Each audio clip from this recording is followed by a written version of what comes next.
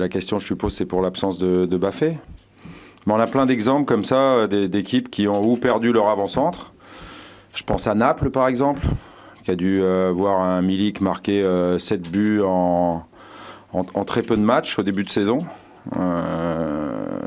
La moitié des buts de son équipe, je pense, en Champions League et en championnat. Puis malheureusement pour Naples, il s'est blessé, sauf que Naples, ils ont mis plus de 50 buts entre le moment où il s'est blessé en octobre et maintenant où il est rentré contre le Real Madrid hier.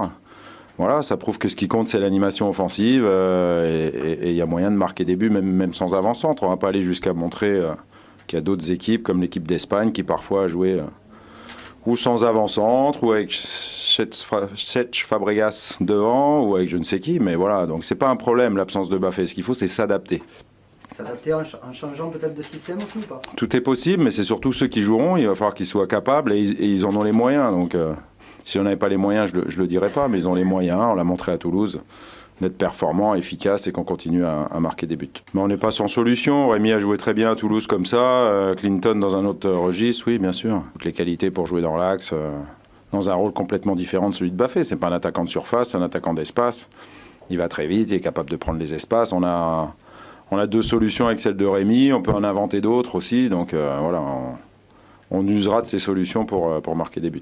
Le match référence justement sans Mbappé, c'est Toulouse, tu ouais. l'as dit, comment t'expliques que ça allait fonctionner ce match-là Parce que devant on avait été bien et l'équipe a été très bien en animation offensive, on était capable de jouer un jeu vif, alerte, en mouvement, à base de peu de touches, avec beaucoup de mouvements devant, de la profondeur notamment. Voilà, donc ça avait très très bien marché ce jour-là. Il n'y a pas de raison qu'on ne soit pas capable de reproduire ce genre de performance. Pour le moment, Rabillard, il a le fait d'être un peu écarté, ça le stimule ou il a progressé? Bah, lui comme Antoine Rabillard sont des jeunes joueurs. Pour l'instant, ils ne se sont pas montrés au niveau. Je sais pas, il y a des choses logiques. La moindre des choses, par exemple, c'est quand vous jouez en équipe réserve, vous marquez des buts de manière à frapper à la porte de l'équipe première. Or, c'est par exemple un des éléments qui se produit pas. Donc, c'est pas moi qui mets les joueurs dans l'équipe, c'est les joueurs qui me montrent qu'ils doivent rentrer dans l'équipe. Et donc, moi, je mets ceux qui me montrent à l'entraînement qui peuvent être performants en compétition et qui peuvent servir l'équipe professionnelle. Ça ne change rien sur la suite des prochains matchs. Voilà, on les jouera pour les gagner. On sait qu'on a des gros matchs qui nous attendent, à commencer par celui de samedi, Rennes. Parce que même si c'est une équipe qui gagne pas beaucoup ces dernières semaines, c'est une équipe qui perd pratiquement jamais.